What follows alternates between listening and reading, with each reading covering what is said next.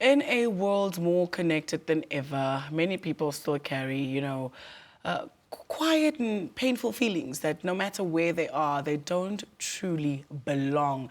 And it's a struggle that often goes unnoticed or unspoken of, but it deeply impacts identity, your mental health, as well as relationships.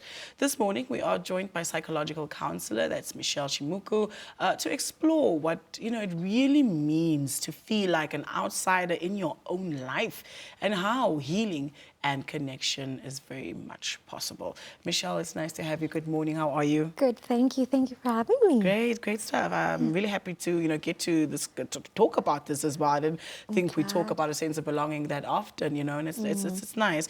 I think from your side, Yes. what does it really mean when you have that sense of I don't belong? Is it more than just a feeling of loneliness, for instance? I think that's definitely part of it, feeling you don't belong in where you are, but I think it also starts to take a deeper toll on you more than you think. We're wired for connection, approval. We're social beings, even those that are introverted. You need some kind of interaction with whatever environment you're in. And for you to feel that you don't belong, it starts to erode your sense of self in the moment that you think, am I not good enough? Do they not like me? How am I perceived? You start to question yourself rather than just putting a mirror in front of you and saying, no, this is who I am and this is what I'm doing. If you don't feel like I belong or I'm not being valued or appreciated, I need to take myself out of that and put myself elsewhere. Yeah, very interesting.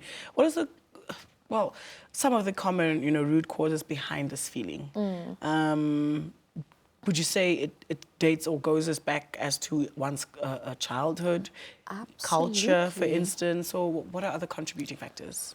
That has to be, if I can just, I'm always trying to sum it up so that I don't over-explain, but it definitely starts from early on, and it goes on with starting to your boundaries, how you're taught from when you're younger, definitely, and how you perceive your boundaries.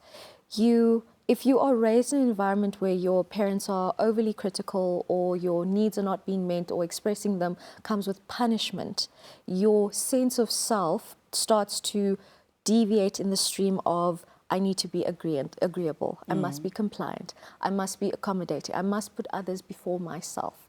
So then it turns into that thing of where you sit with, I need to constantly be aware of others before I'm aware of myself. And that toys with your mental health greatly.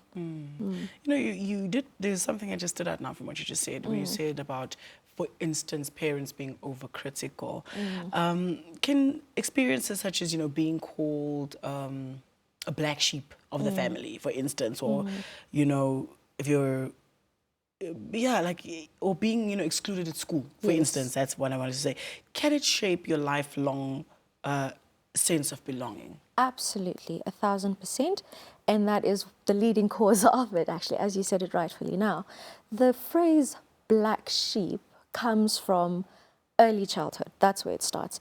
If you have 3 children, for instance, and you have that one little child that's always questioning, doesn't agree, wants to go this way and that, they become labeled as either the troublesome child or the difficult child. That's what it is. And you carry that label on through your life.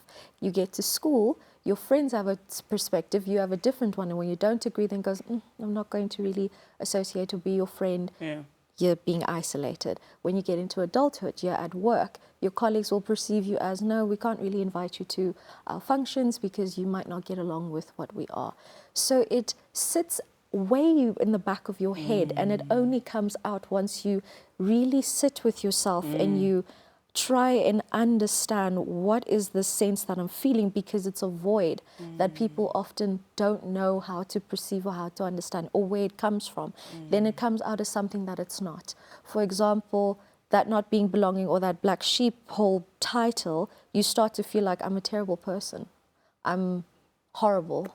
I don't belong with where I am, I'm not a good person, or etc. Your self-esteem drops significantly, and then you decide to put on this mask that everyone likes now because you are agreeable, you understand things better with other people, you're not being your true self. Yeah. You just lose your sense of identity completely. Yeah. What would you say are some coping strategies that people often use that might look normal, right? But it's actually like a cover-up, or for this deep lack of not belonging. Saying yes to everything, that's the first one. That's probably the biggest one there is. The second someone asks you to do something, even if it goes against your values or beliefs or whatever, you'd rather say yes because you've conditioned at this point in time that it's your safest and only option. You're very quick to be the first one to offer an assistance. You're very quick to go with the group that seems to have the most people that likes them. There is not a moment of where you just sit and you think, no, but I don't quite agree with this, let me not.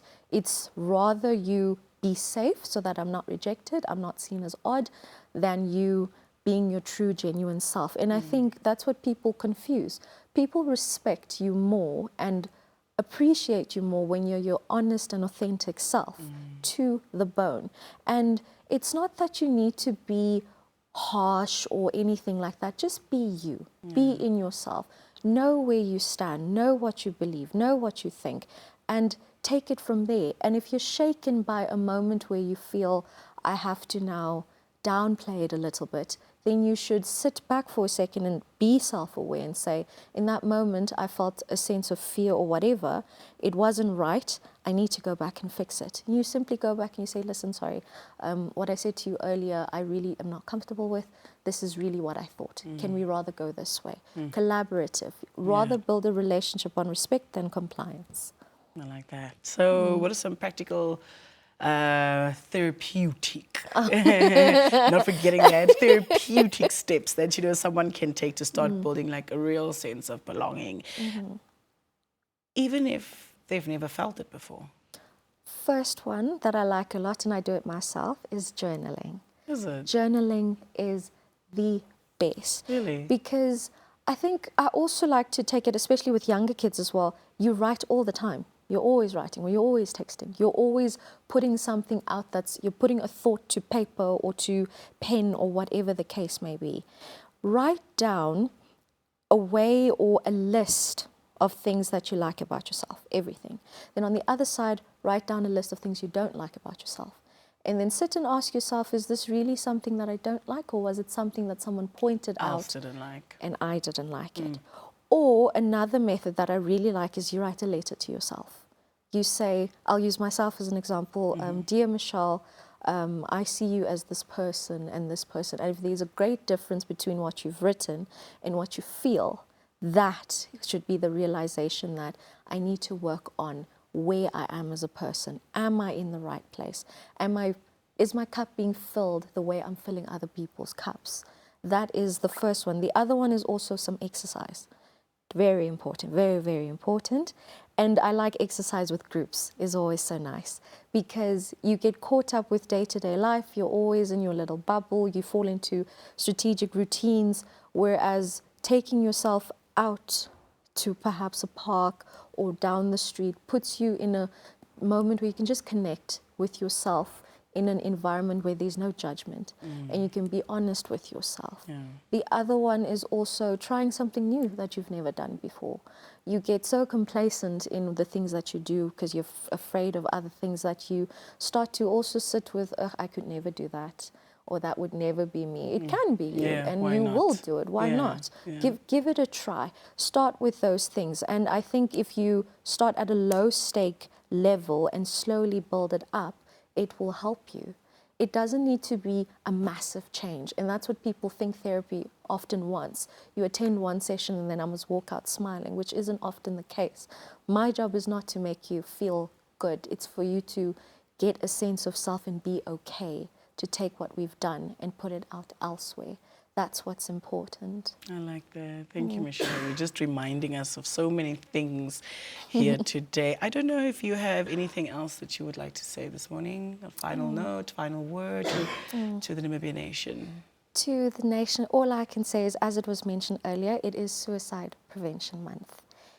Suicide is a silent killer and it happens too late. And you sit with guilt, not just for the person that has passed, but for everybody else around you. And I think Namibia needs to band together in these moments and analyze and see how we really are with ourselves and those around us, and work together in understanding how important mental health is, reducing the stigma so that we can get the help we need. All it takes is a moment of, I need your help, please listen, Yeah. and that is it. And that's that. Thank you for being here this morning. Genuinely Thank you appreciate for your time. having me. All right. All right. There you have it.